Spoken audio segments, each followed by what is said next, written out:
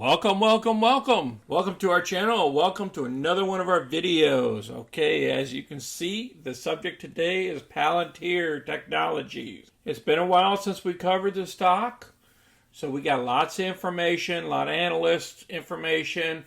We got new product news that came out in the last 48 hours. It's called Foundry. And we'll go through some of that product, and I'll talk about price action on the chart and why the stock has been acting the way it has and what our position is. Remember last week I put a put option against the stock. So let's see how that fared out. Now we also have the short position update. We haven't covered that yet. It just came out. And if you're new to our channel, go ahead and click the money icon below to review our past videos. And please smash the like button and subscribe. So let's get busy. Let's review our last week's trade. Our trade was a put option. We sold to open a put option. We collected $247, but then we got put the stock. So now what we have is $247 as premium, and we're looking at placing a covered call against the position once the stock price goes up a little bit more. So far, we received $2,446 off of the stock since 2/22 of this year. And as you can see, we received $247 in addition to that in premiums. As you can see with the market is all up.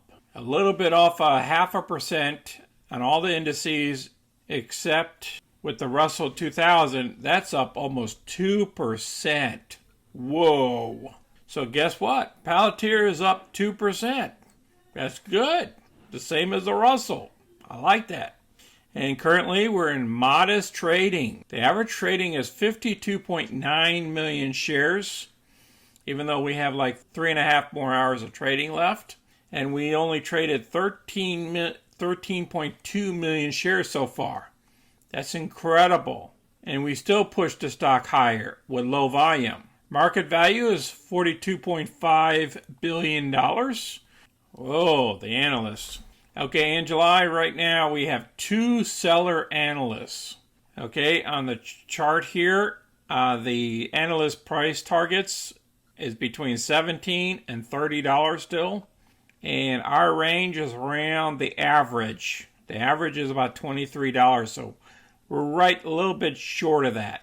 Now let's go through the short interests. Now this is June. From June 15th to June 30th, we increase in short selling by 30%. So instead of 52.3 million shares shorted, there is 68.1 million shares shorted. And that was based off the price of $26.36. So the short percent of the float is 4.7%, and I'll place this article down below as well. Now let's go through the first article. This article came out Friday, and they talk about the revenue growth needs to accelerate for the company to turn a profit anytime soon. Palantir has recently become a favorite stock of Reddit's Wall Street Bets board. The stock is apparently now being purchased by hedge funds too.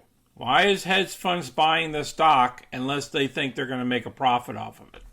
Think about that. Wall Street Bets is followed by momentum traders who tend to have fairly short time horizons. Then they talk about the company overview.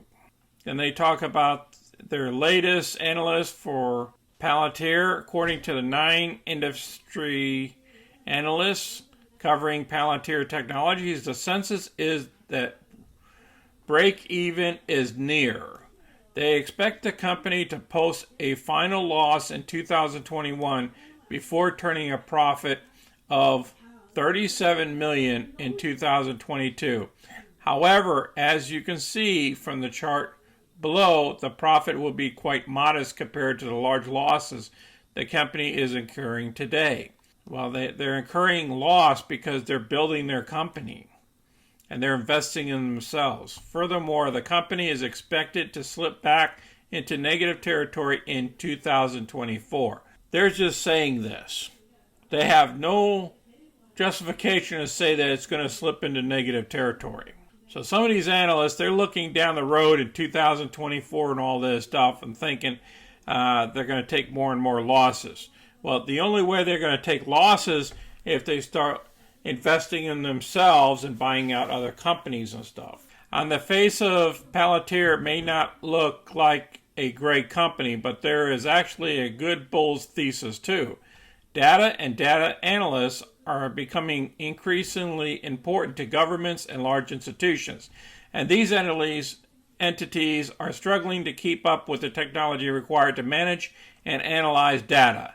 Palantir is ideally positioned to fill that gap with its platform. In addition, the company has managed its capital prudently, with debt making up 11% of equity. This means that it has predominantly funded its operations from equity capital, and its low debt obligations reduces the risk around investing in the loss-making company. Bottom line, buying your stock because other people are buying it often turns out to be a bad idea, especially for the long-term investors. When you invest in a company, it's always a good idea to have a clear reason for doing so and also be aware of the downside risk. If you buy Palantir as a long-term investment, you are making the call that revenue growth will accelerate in the next years.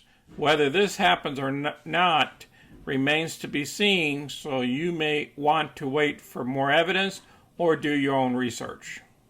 He further states, at some point, the momentum investors will probably sell the stock, which may also create a better buying opportunity. He currently has no position in the stock, this analyst. All right, let's move on to the other analyst here. Is PLTR stock a buy right now? Here's Palantir earnings chart shows. Palantir is consolidating after the software maker achieves its first profitable quarter and announced new contracts. The Denver-based software provider aims to grow its commercial customer base by expanding into healthcare, energy, and manufacturing sectors, government agencies, the chief growth driver. Uses Palantir software for intelligence gathering, counterterrorism, and military purposes. Then he further states on June 18th, Palantir announced a new contract with the FAA to provide data analytics tools for aircraft certification. The contract is valued up to $18.4 million. And then they talk about another contract with the United States Special Operations Command, $111 million. And they talk about the origin, and now they're talking about the fundamentals. Then they talk about the profits. Then down here, they talk about the technical analysis. Now, in conclusion, after this assessment, they believe Palantir is not a buy right now. That's their assessment. A new article here of the new product that we discussed a little while ago. It's called Foundry for Builders.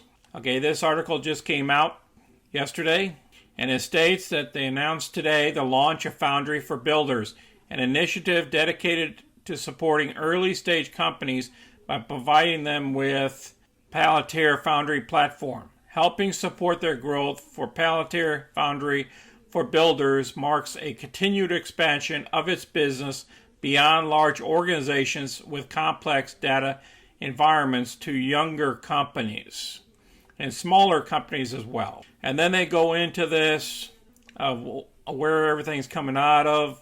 The companies in its first Foundry for Builders cohort are using the platform to establish an internal operating system for their data in order to spend more time.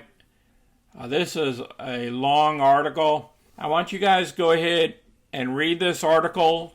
It's going to be down in the description area so I can make this video a lot quicker. Now let's go to the Foundry itself. Now this is their website here. Most software makes companies more similar, not different. Foundry is not most software. Foundry empowers you to achieve more with what makes you unique. Our customers achieve alpha by building safer cars, coordinating worldwide logistics, and accelerating cancer research. Leverage the power of your own expertise, empower your decision makers, and scale what makes you exceptional. That's alpha. So achieving alpha. So this is an overview of it. I will also place this down below. This is talking about the Foundry launch. They've already launched, and there's so much stuff here for you guys to read. So I will also place this down below in the remarks. So let's get on to the chart. I like this, guys. I really do. This is the 15-minute chart. I want to start off with the 15-minute. You know, the other day when the market crashed, the stock came all the way down here to $20.82. Now, anybody that bought on that day at $20.82, the current share price is at $22.56. If you had sold it today, you would have got about a 10% return. I would say about an 8.5% return in 2 days. Okay? See, it came back up here. Now, what we needed to do is break through these levels of 23 and go above it. But as you know, it's been on a roller coaster ride. But look at that. The 50-day is getting ready to take over the 200-day. You see the blue line here against the red line. That is remarkable. And it's above both lines, by the way. So this is great. That means we're in a positive trend. And let's look at the one-day chart now. Now here we are. We dropped down here to these levels of 21.54 the other day. And you see that was the bottom here, here, and here, and there. Okay, so there was 3 different bottoms here going on. And I'm thinking that because we bounced off of it, that's going to be a point of support. Okay, so I think our new support will be 21.78. All right, that's about $1 lower than where we are. So as long as we got that support in there, whenever we hit those levels, that we don't dip all the way down here, we're going to be okay. So you know where the bottom's going to be, or the floor's being made at.